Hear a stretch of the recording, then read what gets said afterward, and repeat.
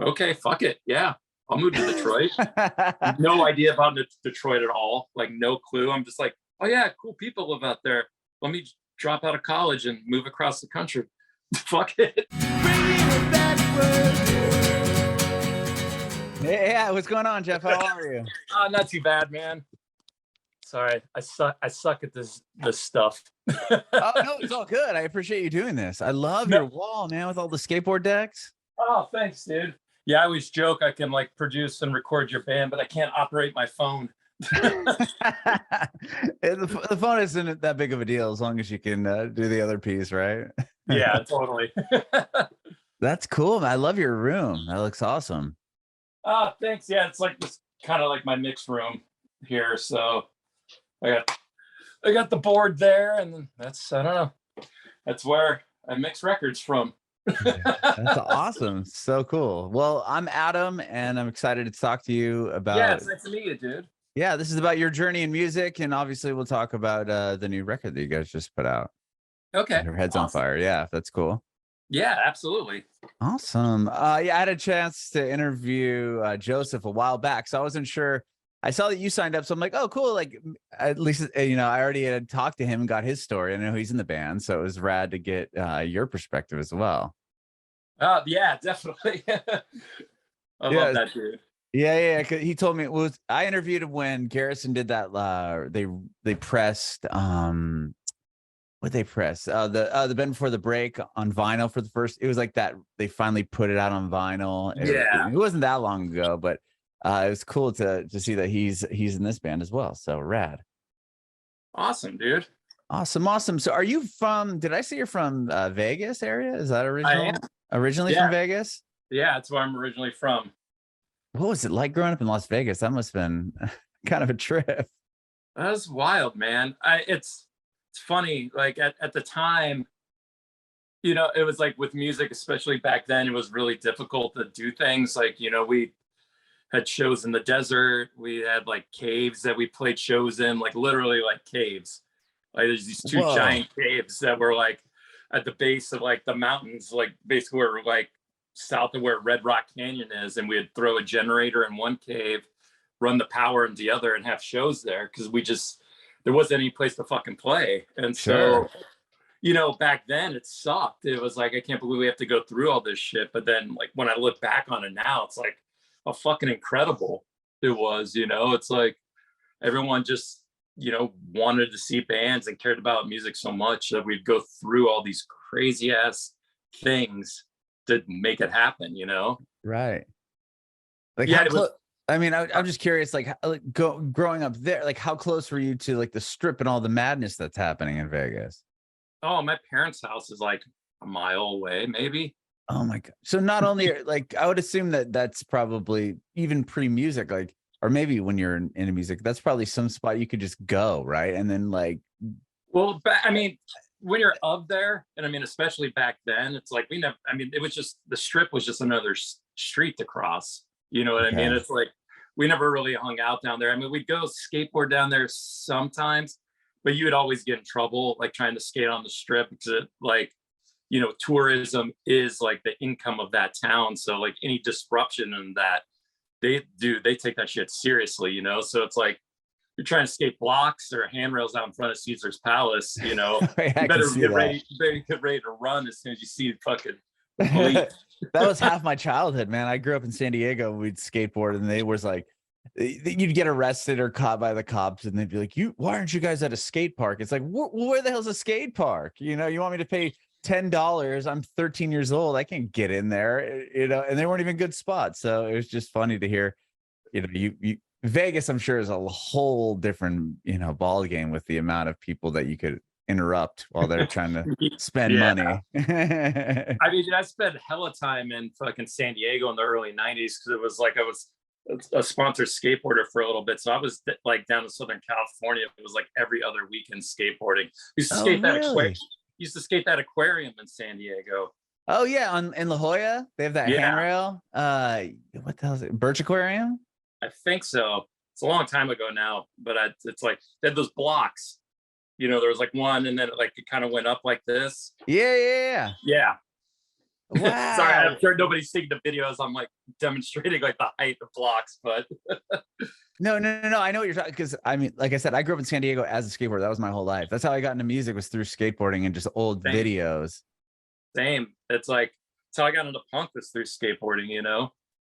What do you remember, like a video you saw? Like for me, I can remember watching the Toy Machine videos, like Welcome to Hell and those ones, and hearing like Iron Maiden for the first time, or like stuff like that, and being like, whoa, like what is this? And just being so, or Misfits or something like that. Yeah. I mean, it was like, I mean, I started skateboarding in 86.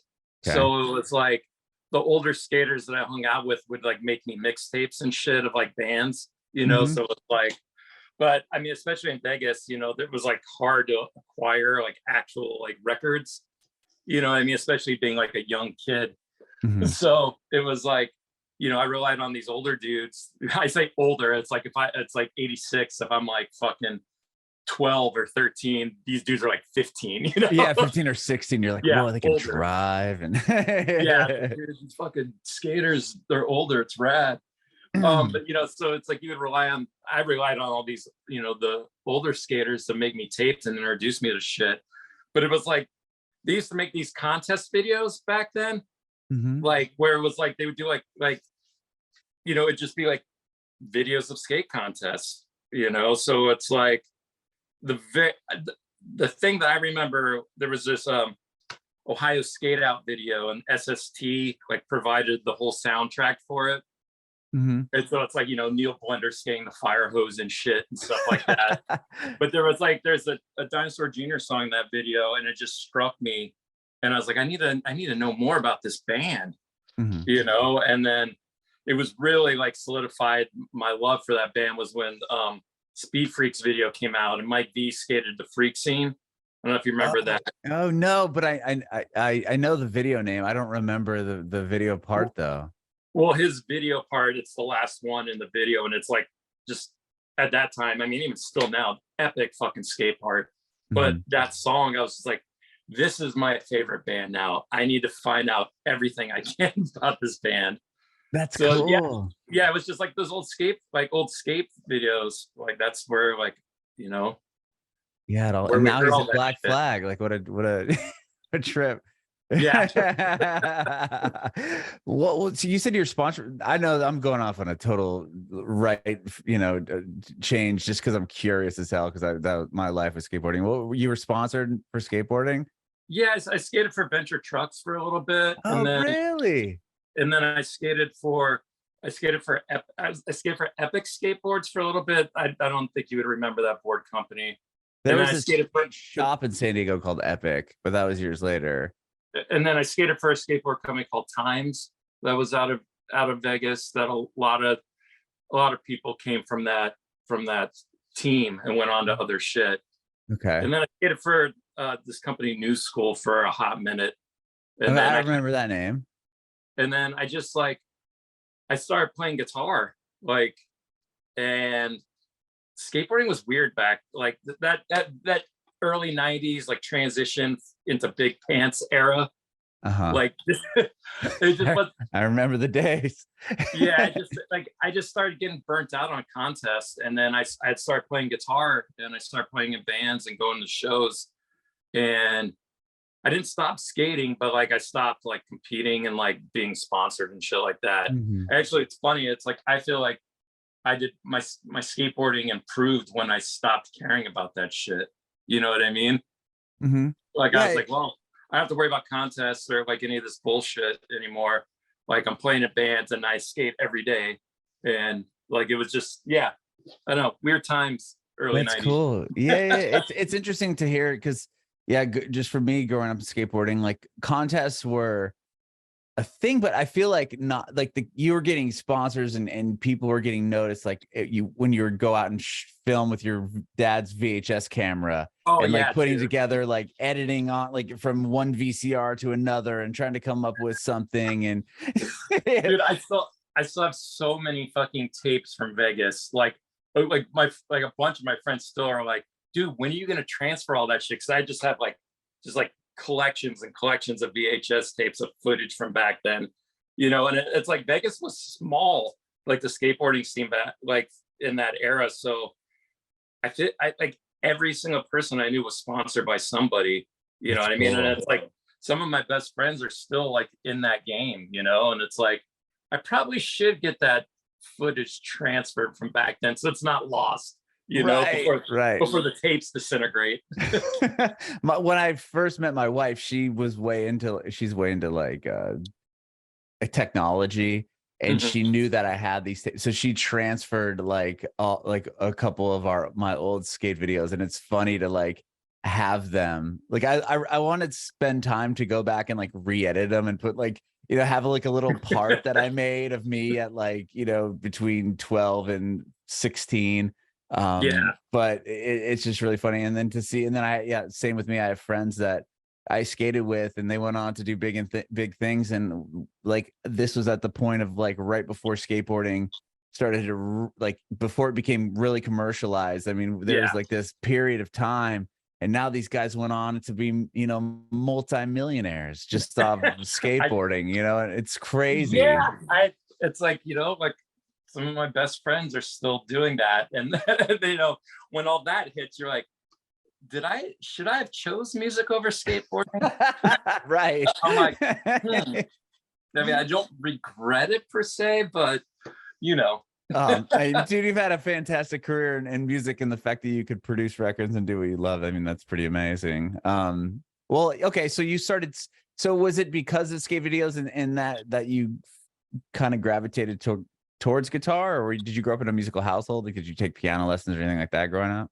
No, I mean, my dad works in radio, so I mean, music was No all around, way. but like nobody, like I think my grandma played drums a little bit, but like there's no one in my family that plays an instrument. I just decided like one day I was like, I'm gonna do this. Like it's my friend Justin, he played in this band called Cardboard Mansion, and he was like the one person I knew that I was friends with that played guitar. And I knew he had two guitars. And I saw this band Wax like that play in the record store like at midnight on like a Sunday. Like this was like, you know, college, like Vegas was tiny, and there's the one college radio station for UNLV. And my friend Larry and I were like out skateboarding late, and we were listening to college radio, and we're like, yeah, Wax is playing Benway Bop tonight. Like Ron Benway will come get you if you want to go to the show, because that's how like tight, I mean, how small things were. And I was like, Wax. I was like, didn't I see their video on 120 Minutes the other night? Probably like the one time they played the video for that song Hush. I was like, let's go check it out. And the show was, I mean, I'd been going to shows for a while, but there was something about like this kind of poppy band playing in the record store, going off like they're a hardcore band, like jumping off the fucking CD racks and shit. It was just like this magical moment. And I was like, I got to start playing fucking guitar. And so I called my friend Justin. I'm like, you have an extra guitar? You sell it to me? And he's like, yeah, give me $150.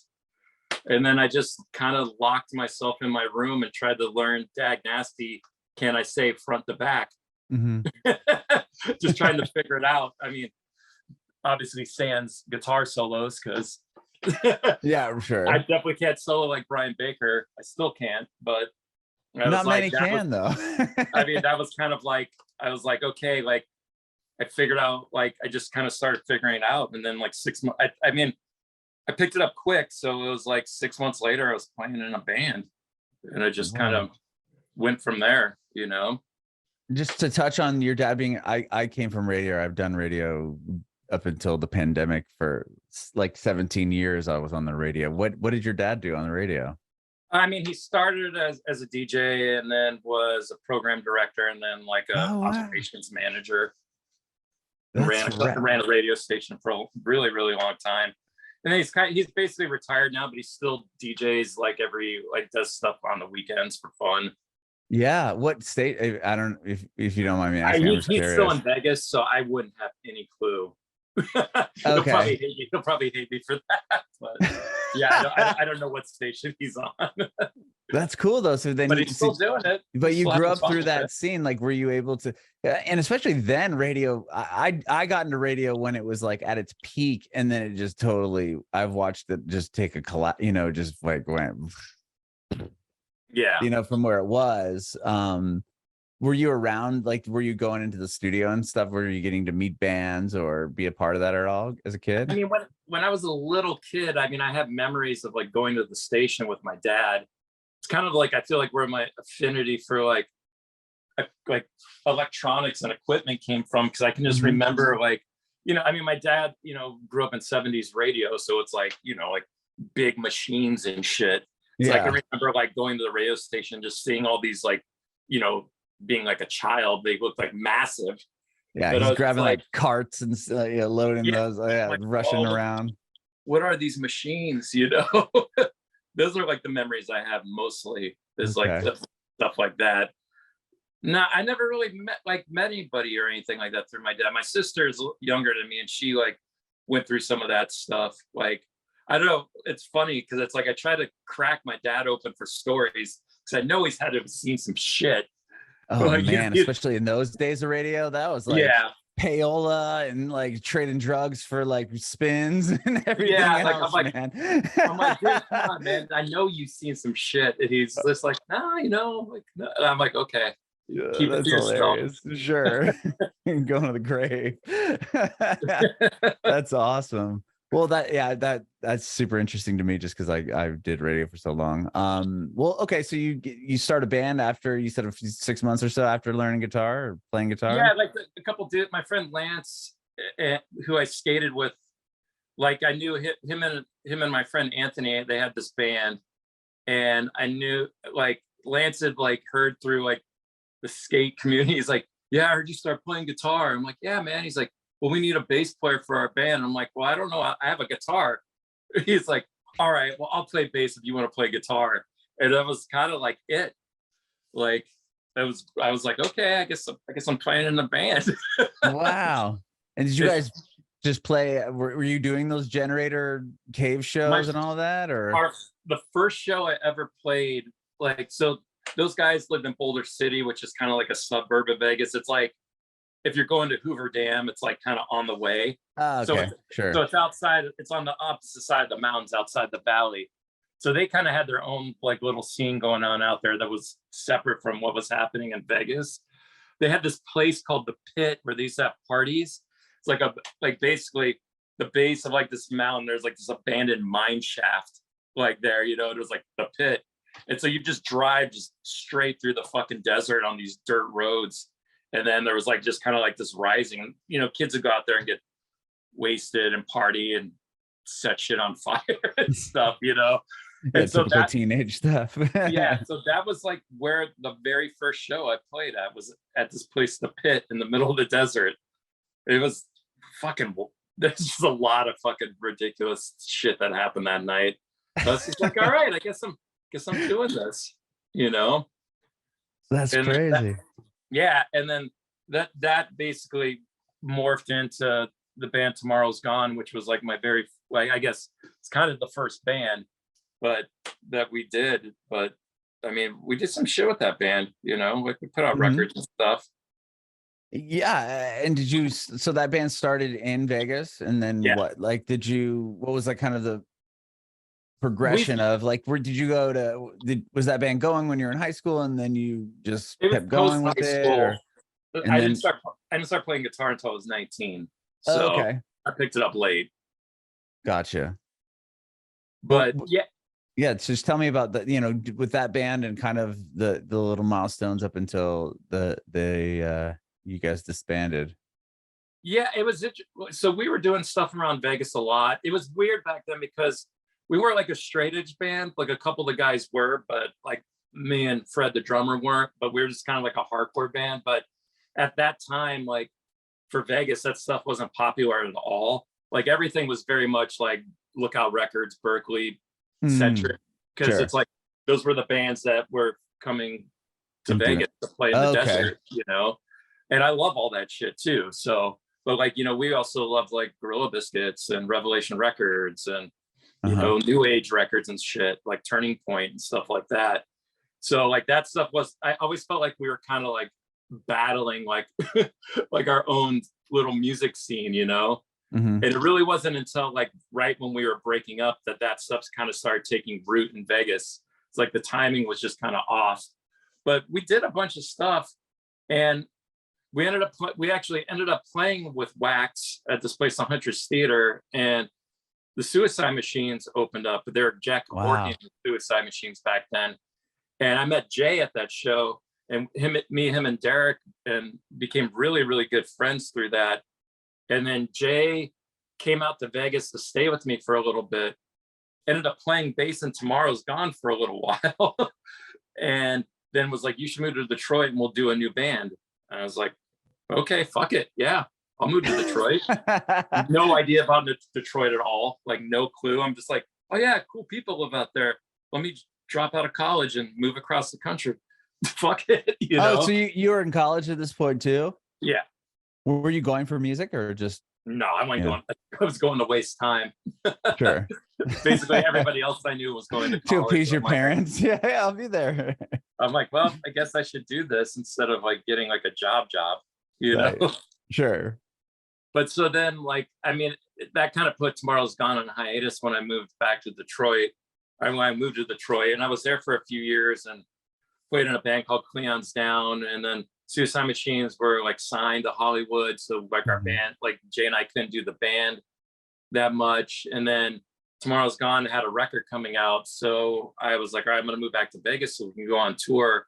And when I moved back to Vegas, then the band kind of imploded, and it's a whole story that I won't bore you with because it's just a fucking mess. But I ended up staying in Vegas for maybe a year, and then I moved to Chicago, and I've been here kind of ever since. When you moved back to Vegas, not to get into the weeds with that, with the implosion of the band, but did you guys ever put the record out?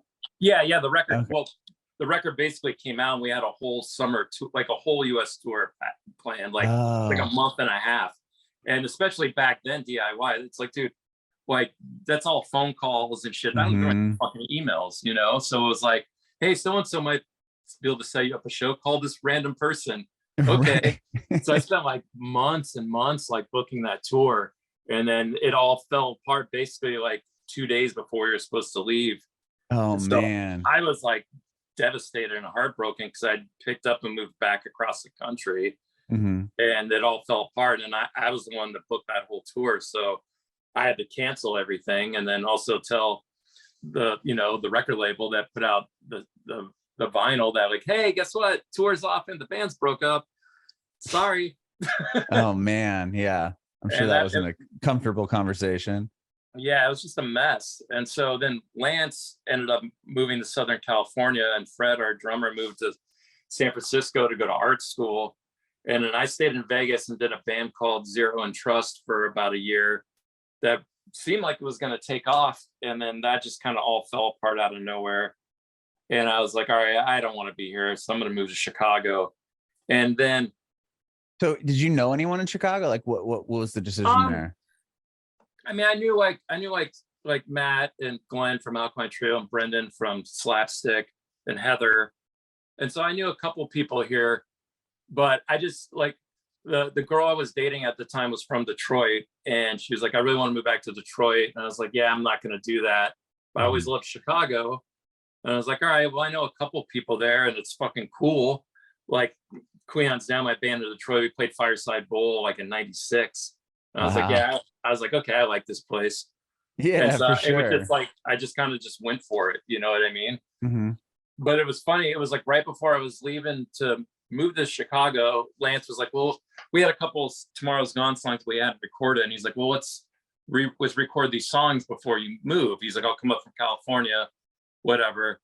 And Fred, like, he was in San Francisco, couldn't do it, so we got some other drummer to play, and we recorded these songs, and they sounded really good. And Lance was like, dude, we should just do a new band, you shouldn't move. And I'm like, I literally have my U-Haul packed up, dude. Like, why are you telling me this now? And I was like, well, maybe I can like make it happen still while I'm in Chicago. And so him and Shay, who had played second guitar in Tomorrow's Gone, they ended up that session ended up morphing into that band Faded Gray, that put out a record on Indecision and stuff. Oh wow. Back then. So that was originally supposed to be me, Lance, and Shay. with like with a different drummer. And then I flew back and forth a couple times and tried and helped write a few songs for those dudes, but there was just no way for that to sustain. So I had to bail out, you know. Okay. And those guys went on and did a bunch of shit. It was rad. I was stoked for them. Mm-hmm. But you were still in Chicago then, so you kind of Yeah. rooted there and never left. Yeah, I just kind of somehow stayed here. No, that's awesome. But you knew, like you said, you knew Matt from Alkaline Trio and those guys way beforehand. Yeah, like I met all those guys like when I lived in Detroit through Heather, because she lived in Detroit for a little bit, and then she moved to Chicago, and I knew Brendan because my friend Jeff, he played in this band called the Scholars that became Telegraph, and then they did a bunch of shit with Slapstick, so I met him and Dan. So it was just, you know, things were more like small back then, so it's like you're meeting people at shows, you end up being buddies, and it's like, well, you're moving to town, cool, we'll hang out, dude. That's crazy. That's cool though, man. I can imagine. I've never been to see any shows at the Fireside, but it's like I heard that place is just insane. Alkaline Trio drops the name of it and like, well, their first like EP or one of their first collections of songs. It was a magical time and place for sure. Like it was like when they stopped doing shows there, I feel like a little something of this town kind of went away with it. It's never really, to me, felt the same, you know. It was a pretty special place, a special time. Sure. Wow. And so you ended up joining the Bomb? Was that years later? How many years later was that? I moved to Chicago in '98, and then I was playing in a band called Story So Far for a while. Oh yeah, I know the name. Not that pop punk whatever that band is now, but it was a different band. Yeah, me and Dennis from 88 Fingers Louie, and a couple of the guys from King for a Day. We put a record out on Hopeless. That band did a lot of shit. Then how did the other band steal the name? That's crazy. Dude, it's so fucking like, it's not even worth getting into that stuff. But like, seemingly, wow, it's there. Everyone fucking knows that like there was this other band beforehand. I don't know why they like just didn't change their name, but you know, good on them, I guess. But yeah, it was fun. Well, it's funny. I was trying to figure that out because I saw that you just based off of the Wikipedia. I was like, the Story So Far, 99. Like I didn't even think that band was around in 99. And then like I didn't the newer version of it or the whatever it is now. Hopeless Records basically like buried that album. They don't even acknowledge that it exists. It's so fucking stupid. But they keep the fucking songs up on all the fucking platforms to stream. That's I don't know. Bizarre. Because the Story So Far, I'm looking and I'm like, gosh, what is this? Yeah, they came and now I remember because I lived in the Bay Area for a while and I lived in Walnut Creek, and then one of the guys from that band would be like wandering about, but they didn't start. I'm looking just on Wikipedia, they didn't start until 2007. So like you're 8 years ahead of them, and Hopeless is a legit label. You'd think that like that, yeah. Anyway, I don't know. That's crazy. I wanted to remix the album that we did back in 2000, and so like Dennis was like in California when 88 did a reunion tour, and he went by there. He's like, "Hey, where's the master tapes at? You know, we want to remix this stuff and do something." Where they're like, "Oh, we don't know. We don't know where it went." I'm like, "Okay." Wow. Okay. Yeah. Anyways, but yeah, when that band stopped playing, that's when I started playing guitar for the Bomb. Okay. It was kind of like I feel like it was only like a couple weeks after that they asked me to come play for them. Like, so it was a real quick transition. Okay. And you did that band for a while, right? 15 years, I think. Yeah. And were they already kind of doing things before you joined, or like where did they already had like an EP and an album out. Like Pizzotti, he had his own record label called Jettison Records, and so he put out like the first two releases like just on his own. And so like when I started playing with them, I was like, well, you know, it's cool, I guess. I'm like, be cool to play in a band with Jeff Pizzotti. Yeah, all right, I'll do it. Sure. And Jeff and I hit it off really well. And I was just like, look, dude, you care if I start writing the songs? He's like, no, not at all. I'm like, okay, cool, because I'm gonna take this and roll with it, you know. Mm-hmm. And I was living with Pete at the time, who played in the Methadones, Mm-hmm. and the Paul and Steve, the original bass player and drummer in the Bomb, like we all had a falling out, and they were out of the band, and Jeff still wanted to do the band. And the Bomb, we had a show with 7 Seconds in Detroit, and so I asked Pete and Mike if they could fill in. They're like, yeah, we'll fill in. And the show just went awesome. They're like, yeah, we'll just play in the band. And I'm like, awesome. And then that's basically what the band was for 14 years of me being in it. You know, it was just that lineup, you know, 4 of us. Wow. Okay. And then obviously you kept going for quite some time with that band, and then you had you did a Noise by Numbers, another band that you were in for a while, and Dead Ending, which has Derek, who's now in Alkaline Trio, who was an original guy. Yeah. Wasn't originally in Alkaline Trio. So at what point do you meet like Joseph and Garrison and like that crew? Because I met Joseph through I Hate Her Freedom when he was playing in I Hate Her Freedom. Noise by Numbers did this East Coast tour, and we played together in New York City. And I already loved that band. I knew Scott, who was playing bass in I Hate Her Freedom, from when he was in Texas Is the Reason, a New and Original. Mm-hmm. Like I was friends with Norm when he lived in Chicago for a bit. It's all these like weird connections, you know. Mm-hmm. But so Noise by Numbers and I Hate Her Freedom played together at Webster Hall, or like the downstairs one. And I just loved those guys. And we all kind of just stayed like loosely friends. And I was playing in a band called All Eyes West. And I Hate Her Freedom basically became like our best like band friends.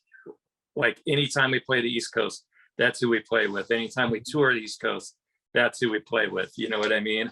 Mm-hmm. And we just had like tons of adventures for years. And so that's actually because Tucker, who plays in Thursday, played in I Hate Her Freedom, and in All Eyes West, when our drummer John had to leave our band, Tucker ended up playing drums on the second All Eyes West record. So it got really got incestuous with all of us. You know what I mean? Sure. Yeah, because I mean, there's a scene there, obviously, and then Joseph coming from Massachusetts, and those the Cave In and Piebald and Converge, that whole connection was all there. So there's these like towns that were bubbling up with that scene of music. Yeah. I didn't know. I only met him when he lived in New York, so I didn't know like that era. I never got to see Garrison play, even though I really love that Be a Criminal record a lot. Like I'm sure they probably played Fireside or Chicago, but I missed them every time they came through. Mm-hmm. So I really didn't meet like him or like Justin Skirty until the I Hate Her Freedom days, you know. Not that Skirty was in Garrison, but like I kind of put all those guys in sure, because you're talking about the Revelation Records bands and Lookout kind of being a thing in Vegas for a while, so I wasn't sure if you knew him, if they came through, because they put that first record out on there. No one came through Vegas back then, so you just mentioned like maybe you were just into the Lookout bands. I can't remember, you said earlier we were into we were into like all the Revelation Records and New Age Records stuff, but like none of those bands came through. Got you. Okay. Vegas wasn't the stopping point that it is now. You know what I mean? Okay. Like no one, like I shouldn't say no one. There was I saw lots of rad shows in Vegas, but like those kind of bands that I liked, like those East Coast bands, never came through. You know? Sure. Okay. So you meet him when he's already in New York. Yeah. And then how does this the band that you guys are in now, how does Her Head's on Fire start? So it's like 2019, and I was out visiting our mutual friend Scott Patton, and I was staying with Scott for a few days, and Joseph, just like we were talking, because like we always stayed in contact and stuff, and he was just like, hey man, I kind of want to do a new band. And I was flattered because Joseph is really like one of my favorite singers. I think he's just fucking brilliant. Mm-hmm. And I was like, well, I got like a whole album's worth of songs I'm just sitting on. And he's like, okay, send them to me. And that was literally it. And so when I was in New York that time with Scott, I ran into Jeff, our drummer, on the street, and Jeff's like been in a bazillion bands like I have. And like, he made this joke to me. He's like, yeah, can't believe we haven't played in a band together yet, man. And I was like, well, it's interesting because me and Grillo are going to do this new band. He's like, count me in. Wow. And then, so then I came back and I was like, well, I don't want to play in a band with all dudes from New York where I'm the only one that's not there. Yeah. You know, like, and so I was talking to Rodrigo and I was like, hey, I'm going to do this thing. And he's like, dude, I'll play bass. Wow. And I was like, okay, rad. So 2 Chicago dudes, 2 New York dudes, done. Oh, I didn't realize that Rodrigo's from Chicago. I figured he had to be from Jersey. No, he's actually from Detroit originally. I met Rodrigo back in like 95 when I lived in Detroit. Like he used to play bass in this band called Empire State's Game that were fucking awesome. But he was like in high school when they were doing that band. Oh, wow. So we go way back. Okay, because he plays in Saves the Day, right? Yeah, but he lives in Chicago. Okay, that's where I got confused because I saw that and I'm like, huh. I just figured, obviously, because Saves the Day is a Jersey band, that he had to be from, or maybe living there. But wow, okay. So then you guys get together, you send all the songs and music, and he writes melodies and lyrics, or did you have everything down and done? No, I had all the music demoed, but like I it's like if I'm writing songs for a band, like I don't want to like, I kind of like leave it to the singer to figure out what he wants to do. I don't want to be like, okay, and here's my vocal melody too. It's like, nah, man, here's my song idea. See what strikes you, and okay. Like we just like really clicked immediately with that stuff, Joseph and I. Like that's like I sent him all these songs and he just started like, it was like rapid fire, just sending me back songs and songs and songs of ideas. And it was just like, oh, this is fantastic. Because I kind of look at it like this, it's in an interesting way, because it's like, I mean, I feel like what the band sounds like isn't like out of the wheelhouse of what you would think the band would sound like with the people involved. Right. But I feel like I have like a kind of like I don't know, I have a way that I play guitar, and Joseph has a very specific, has a way that he sings, and it's like, it kind of, I don't know, like melts in this way. It's like, I'm like, wow, that's not what I would have thought of, but it's rad. So it's like almost like, okay, it's kind of got this Midwest sound, but the vocal take on it, it's not like, there's not like, whoa, it's like, like a fucking naked ray gun hook, there's like, right. It's just the way that he's approaching it is really, to me, feels really, really unique and special, Yeah, I know. I completely agree. It's definitely like a guitar rock sound. You know what I mean? Like, which I love. And I love all the riffs and the intros to the songs, like the guitar parts that come in right away are so cool. Oh, thanks, man. That's really sweet. That's really nice. I've just been listening to the record quite a bit. And before that, I mean, the album just came out. And before that, like was the only other song that you had put out just that one that was on the split?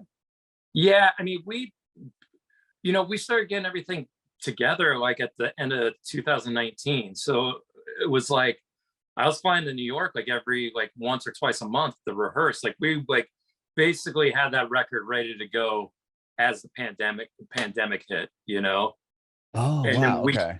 And so we just had to kind of shelf everything until we could start functioning again. We put out like 2 acoustic songs like through the pandemic. So it was like, okay, I can record acoustic guitar at home, send it to Joseph, he can do vocals.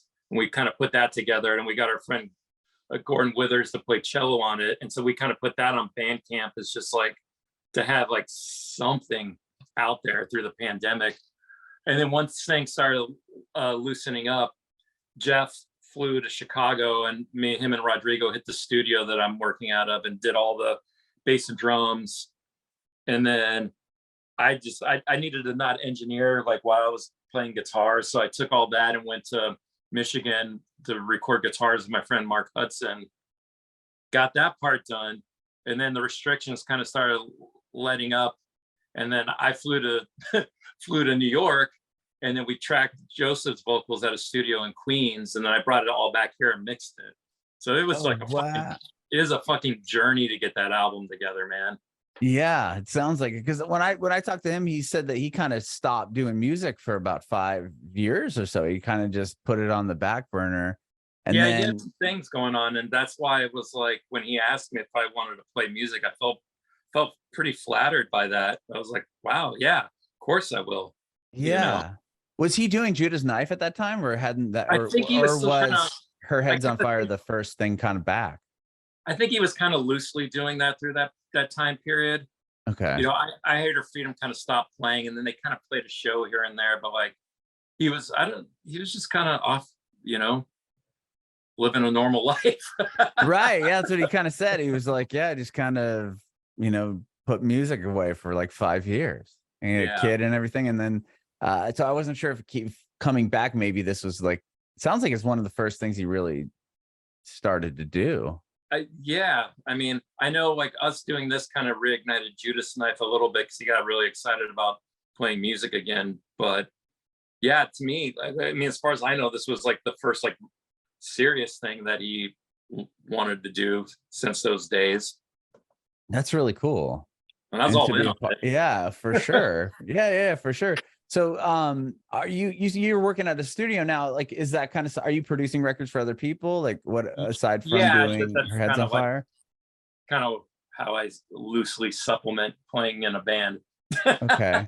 And have you been working with any art? Like, is it just artists that come through? Or are you finding more artists within your like realm, or like how does it work with that? I just, you know, I don't know. People kind of just contact me. I don't know. Like I've been through, I mean, obviously through the pandemic, it was really difficult because people couldn't get together in spaces. So I was thankful. I ended up having a decent amount of mixing work like Uh-huh. through the pandemic, because it's like my mix studio is here at the house, but when I record, I work out of a studio called the Echo Mill, like down in this like proper city in Chicago. I'm a little bit outside of the city. Mhm. So it was like I could just sit at home and mix records. So people were sending me stuff through the pandemic, which was rad. Actually, I did a record for this band from Italy called I Like Ali. I mixed their album through the pandemic. That was pretty fun. I was like, wow, technology is fucking rad. Yeah. Hey, can you mix our record? We live in Italy. I'm like, yes, send it to me through the fucking through the ether, dude. I'll put it together. And so he just sends you all the stems and you just edit, or you just mix it? Wow. So That's that was, cool. but yeah, I don't know. I feel like things just kind of fall like I don't know, they just kind of materialize sometimes, you know. Mhm. I'm weird with recording stuff, like, and I mean weird in the sense that like if I'm working with a band, like I'm all in on that fucking shit. I live that record like it's my own, you know what I mean? Uh-huh. So it's like that shit could take a toll on you. So it's like I probably don't work as much as I should, just because of that fact that wears you out. You know what I mean? Yeah. So Yeah, because you're putting your heart and soul into it, even if it I'll was put your everything. album, not just like, okay, this guy sent me these songs, you know, I'm just gonna mix it and just get it done and get it out. I'm gonna put everything I fucking have into something, because it's like if somebody's trusting me with their art, like I want it to be everything that they want it to be with what they have, you know. Mhm. No, I love that. I think that's so rad. And I'm bummed that you guys are doing a tour. Is this little tour, this East Coast run, the first one you've done since The the first, pandemic, or have you done other shows? I played some shows. So I play in a band called Airstream Futures, and then Mhm. I also have another thing called Heavy Seas that I'm doing. And both those bands have played like shows. Like Airstream Futures did Riot Fest last year. Oh, They've cool. done some, like they played the fest again last year. So I've done some stuff, but as far as like With her, tour, this or is like, what probably about with Her Head's on Fire? this is the first tour for sure. Yeah. Okay. We've only played, which is amazing that like this stuff is coming together how it is, and I guess maybe that's just a testament to the music. But like I think we've only played 6 shows. Really? Yeah, That's exciting then, to do a whole tour. yeah, absolutely. And we actually, and that's, you're in San Diego.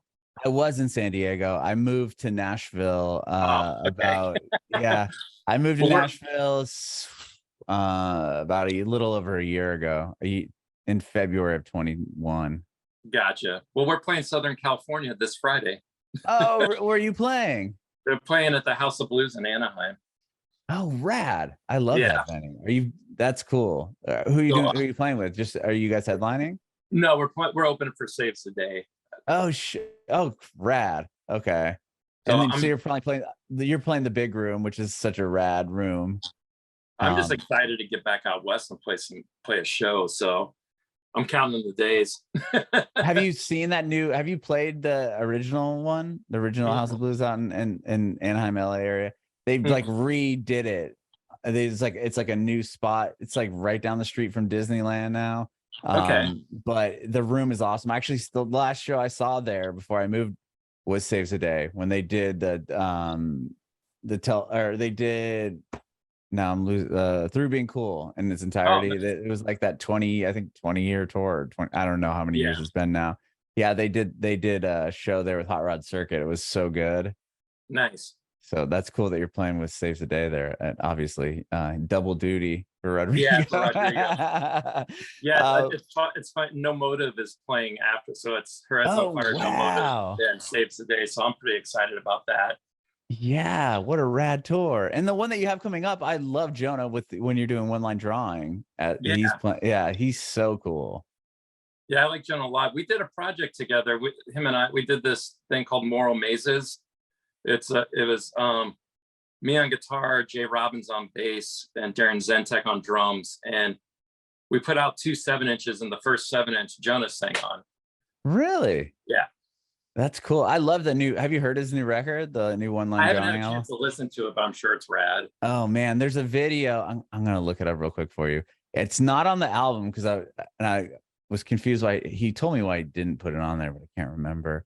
But the video is super cool as well, the way he did it. I just wanted to show you so you could check it out if you have time. Maybe before you check out or tour with him or whatever. Let me see it. It's called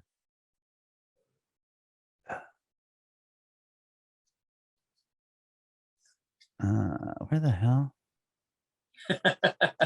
Oh, Someone on the Internet. I think that's what it is. Okay. Yeah, I'll look it up for sure. Yeah, check out the video. If you watch the video with it, it's like, oh, this is super cool. Like the way it's like on his phone, and like the lyrics are him texting with someone. So it's like one person says one thing, and then the next lyric comes over here. It's just like it's really cool. I think you get kick out of it. Yeah, it's a cool concept for sure. Cool. So the record's out. You're doing this tour. Wow, that's really exciting. Yeah, I can't wait, man. It'll be nice to be back out on the road for a little bit. Yeah, and then you're just obviously mixing, and you've got other projects going on as well. Yeah, just both Airstream Futures and Heavy Seas have new records coming out at some point here. They're both finished, so just trying to sort that out. And then I've got a whole nother Her Head's on Fire album written already, so I'm looking forward to just getting into like working on that as soon as we get done with this tour, to be honest. Wow. That's rad. That's so awesome. So yeah, so you guys are just going, yeah. So obviously this is going to be a project that's going to continue and carry on. I'm all in on this band. I love it. I love it. That's where I'm going. Very cool. Well, I appreciate your time today. This has been so much fun, Jeff. Thank you. Dude, really, really great talking with you, dude. Nice meeting you and stuff, man. Yeah, I hope you play Nashville soon or come near. I'm looking at the date. I mean, you're doing the fest, which might be the closest thing to me. I love Nashville too. I haven't been in years, so yeah, we haven't been here very, very long, so I haven't had a chance to get out to a whole lot of shows quite yet. I'm kind of south in Nashville, but yeah, man, I'd love to see your band and hang with you guys. That'd be dude. Let's just stay in touch, man. I would love that. Very, very cool. Well, thank you again so much. I have one more question before I let you go. Yeah, I want to know if you have any advice for aspiring artists. Just practice as much as you can and play as many shows as you can. It's like, I don't know. You got to be good at what you do. Mm-hmm. I love you it. know? Bringing it backward.